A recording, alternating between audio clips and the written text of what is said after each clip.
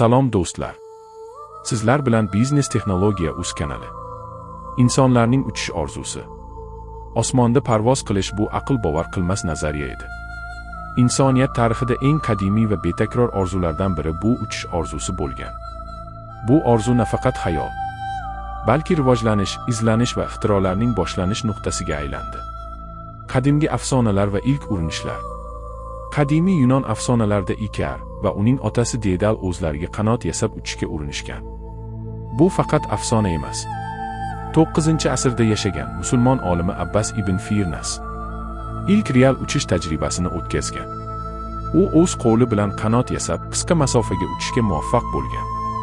Ilmiy izlanishlar va texnologik rivoj. Renessans davrida Leonardo da Vinci uchuvchi qurilmalarning chizmalarini yaratdi. U hali uchishga erisha olmagan bo'lsa-da, bu chizmalar keyingi ixtirolar uchun asos bo'ldi. 18-asrda ixtirochilar havo sharini havoga ko'tardilar. Bu insoniyat tarixida ilk real parvozlardan biri edi.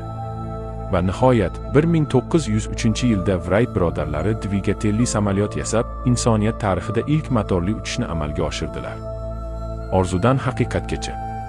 Bugun biz samolyotlar, vertolyotlar, dronlar va hatto raketalar yordamida nafaqat osmonda, balki koinotda ham parvoz qilamiz. Tijorat kosmik parvozlari endi oddiy insonlar uchun ham ochilmoqda. SpaceX, Blue Origin kabi kompaniyalar uchish orzusini yangi bosqichga olib chiqishmoqda. Nega odamlar uchishni xohlashadi? Chunki bu erkinlikni bildiradi. Uchish bu cheklovlardan chiqish. Orzular sari intilish. Yuqoridan dunyoga qarash. Uchish bu o'z chegaralaringizni kengaytirish degani. Xulosa: insoniyat har doim uchishni xohlagan.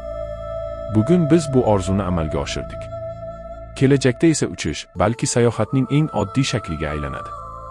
Keyingi videolarda qanday qilib havo shari va samolyotlar yaratilgani haqida sizga videolar tayyorlash niyatidamiz. Kanalimizni kuzatib boring.